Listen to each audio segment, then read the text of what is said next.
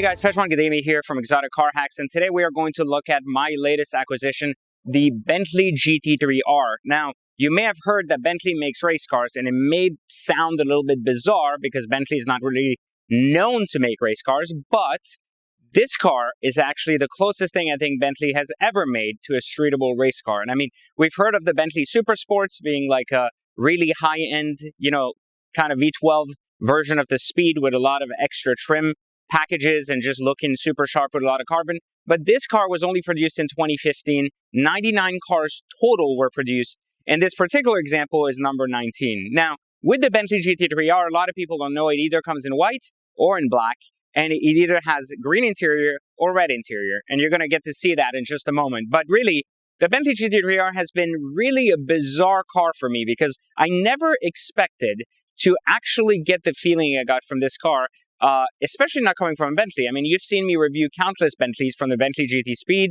to my previous Super Sports convertible, and I really like the car as a whole. But with the V8 line for Bentley being a much lighter, different, more usable type of car, it really has a very different dynamic driving sensation, and the GT3R is no exception. With a twin-turbo V8 instead of the heavy V12, and a lot of interior changes, like a lot of carbon fiber, none of that wood stuff, and no back seats. It's a lighter version, but really still a heavy car all around. So when you toss it around, you still feel the weight. But it is a lot more agile in acceleration, and with the massive ceramic brakes, it does stop a lot better than a base Bentley GT. So, is the GT3R worth it? We're going to go for a drive and really get the feeling of what we love or hate about this car. But some of the things you should know and see in general. Let's go take a quick look at it and see what makes the GT3R unique from a regular Bentley, and if it is worth its $350,000 price tag. All right, guys, so here we are back. Let's take a look at the GT3R. On the surface, from just the front end, you'll barely notice some basic tweaks, but a big difference, including this carbon fiber splitter, along with these giant carbon fiber hood vents. And the majority of the car being carbon fiber really runs throughout. You can see the little mini lip at the front that really accentuates the car. And then the carbon fiber sills that follow, along with the mirrors, and of course this giant, well, I said giant for a Bentley anyway, type of wing that really gives the car a distinct look.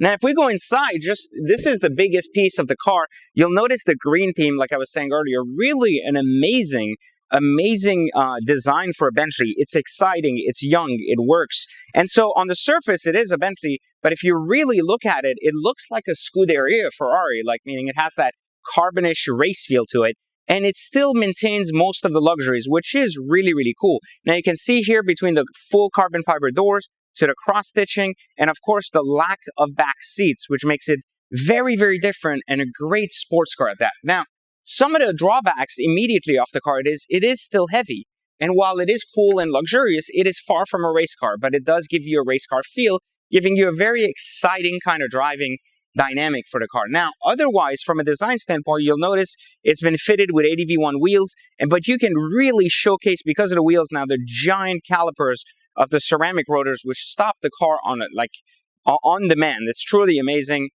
Truly an incredible design. But that's about it on the surface when you really look at the car. Between the rear diffuser, all this carbon and everything else, there isn't much more to add to from a design standpoint. It is pretty much a Bentley with a lot of carbon fiber. But it's in the driving that the GT3R really becomes a different type of car. A car that's just more agile, more fun, and of course, a lot more race car-like than a Bentley like Speed or a Bentley Super Sport, and a lot more fun to take around. And of course, you can really hear the engine really well because of the new V8 twin turbo. We have it tuned up to 700 horsepower, and it's a really nice sound when all said and done. But let's go for a drive and let's see how cool the GT3R really is. All right, guys, so at first, right here in the car, you'll notice everything here is carbon, and everything is exactly like it would be in a regular Bentley. You can even notice everything there for the GT3 Insignia, but again, a lot of the carbon follows through all the way there, to the doors, to the center, and of course, right here, which is pretty cool because it continuously goes. And even if you look in the rear, you'll notice no back seats, and you'll notice carbon fiber all the way throughout again. So a lot of carbon. And so on first glance, it's nothing more than a Bentley with a lot of carbon. But as you get to see through the drive, you'll notice it is. So, you know, the big thing about Bentley is, again, you get these pillars, so the windows go all the way down. As you notice, they all come down. You don't have that mid B pillar like connecting it. I'm going to put them up so we can actually hear the review of the car itself. But anyways, so everything on the radio and everything else is standard Bentley. Nothing there that's exciting. Sport settings, raise and drop settings, all the same. Nothing really changes. Now here on the sport shift, the only big difference is you can go into sport mode right here, and it gives the car the use of the paddles, and it makes it kind of exciting because it brings that back kick, like that backfire from the turbos through the drive. So we're going to go for a little drive and really see how exciting the GT3R really is compared to its Bentley counterparts. I mean, on the surface, it's very drivable. There's really no issue with the car as a whole in terms of the driving ability of using this on a day-to-day basis. It has not changed that much, contrary to the Ferrari Scuderia compared to its 430 counterpart, which is very much track-driven versus the kind of usable type of car. This one works just fantastic both on and off the track, and it really has a lot of kick in almost every gear, right? Especially at takeoff. So we're gonna get a good feel for it, but it's very agile, it moves very fast. And again, then you have the paddles, which work better than a normal Bentley, but not really as good as a normal car, but you can really get the feel. And there we go. You really get the feel for how fast the car is. And there you have it. You know, cameraman's glasses, 0, Bentley GT3R 1. So here we go again. A lot of power, a lot of fun. And you can, even with the insulated glass, you still hear the car. And that's the amazing part. It's very high revving. You hear the thing come down. I'm going to let you hear it. So I'm going to put this down so you can hear the motor little crackle.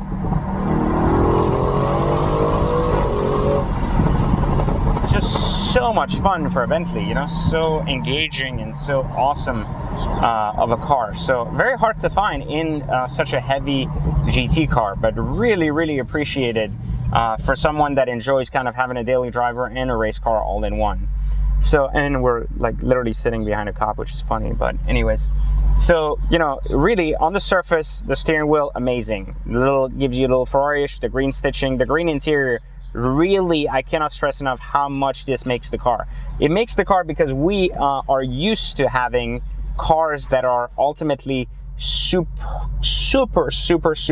old manish, especially from Bentley. And so we've seen exciting color combination with the interior being red, etc. But with the green, it's unexpected, it's subtle, and it just works. It works so well, as a matter of fact, that I've seen the same car with the green turn into the red, and I don't think it works as well as the green. I think the green just works tremendously better. The other thing on the surface we did to this car is we removed the GT3R badging from the outside of the car. You'll notice that the GT3Rs you may have seen on the internet have a lot of green stripes and weird things on them, which I thought didn't really look good from a Bentley standpoint, meaning it wasn't Bentley-ish. It was very like race car, boyish, toyish, and it took away from what this car was really about. So I really liked it, but really, you know, 0 to 60 in like 3.3 seconds, which is awesome for such a heavy car.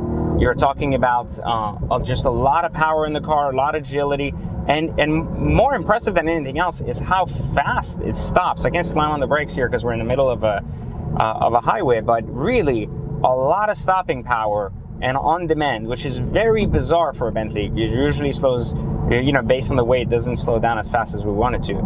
Car is a total gas guzzler. I mean, like unbelievable gas guzzler, especially in sport mode. Like, I mean, it literally, every time you gun it for a 3-minute segment, you're losing a quarter tank, which is horrible. You know, it just sucks. But it's the reality of the business, right? It's the reality of the way the car is. It wasn't built to get you good gas mileage. And while you can in normal mode, it gets average gas mileage. Bentleys do drink a lot more gas than a lot of other cars, similar to G-Wagon, etc. You're not really buying this from a gas saving standpoint, so who really cares, right? But you get, again, listen to this. So fast, you know, like it's retarded fast. And look, and then we slam on the brakes, don't fall here. You see, like crazy, like just crazy for a full 6,000 pound car to be so agile and yet so sporty. Just absolutely love it. I mean, absolutely love it. So if anyone's ever considered a Bentley, I can't recommend the GT3R for a couple of reasons. I can't, in the sense that I can't recommend it as an awesome exotic to own forever, but I can definitely tell you a couple of things you'd want to know. First off, if you're going to ever buy a Bentley, this is probably the Bentley to buy for a couple of reasons. As Exotic Car Hacks, of course, we teach you how to actually buy and trade exotics so you don't lose money. And exclusivity plays a big role here. And so with so few cars on the market, with a given like 4 or 5 cars at any given time and 99 cars total, it just makes sense. It just makes sense to buy a car that is going to be rarer and harder for someone else to acquire at a decent price.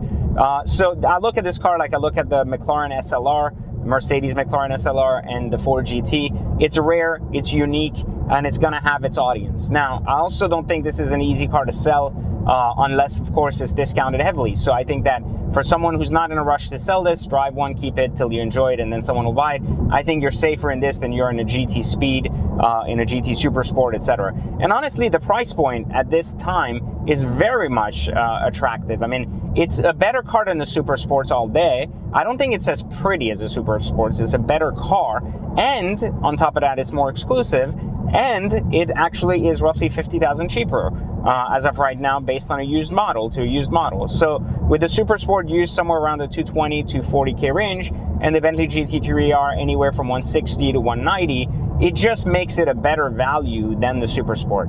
Now, one of the things I will say about this car that I think is really much like on point is that I think you're not going to see these dropping a lot harder like the regular Bentleys. I don't think there's enough of them for us to see that kind of loss on the car, like meaning like from a value standpoint. But definitely a lot of car. Look at this. I feel this. It's crazy. I'm telling you, it's bananas. This car just runs, man, and it is stupid fast. It's rear-wheel drive. It's a lot of fun, and it just looks fantastic. So as far as Bentleys are concerned, this is probably my favorite Bentley GT that I've ever owned, and probably my favorite design-driven Bentley, just because it's younger, it's exciting, it's not boring. But at the end of the day, keep in mind that it's still a Bentley. So don't expect it to act like a Ferrari, don't expect it to be a Lamborghini, and remember that this is ultimately a Volkswagen in essence, and so it's a lot more reliable than these used to be. So if I was going to buy a Bentley today, I would be looking at 2012 and up. If I was not on a budget, I would be looking for a GT3R. Otherwise, of course, the 2013, 2012 Bentley GT, just V12, is just a fine daily driver for like 80 grand-ish today. But this is a lot of car for the money.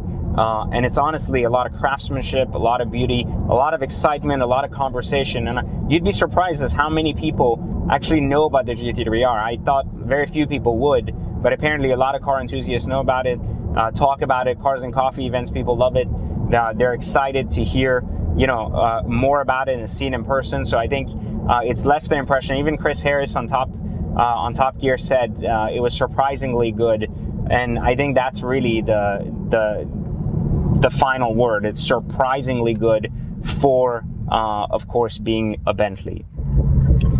So if you enjoyed this review, please like this video, and otherwise subscribe to the channel to watch more reviews like this. Keep in mind that Exotic Car Hacks is all about ownership of exotics, not just reviews. So all of these cars are my own cars that I review, and at my own pace, meaning that I spend my own money, I buy these cars, and I give you a perspective from an owner's perspective, not from the perspective of someone who is just borrowing cars to review them. So if you've enjoyed that and want to see me doing more reviews of my cars, and remember, I have no loyalty to any brand, but instead, really, I review every car based on every feature, based on the experience, and of course, based on every dollar spent for what you get.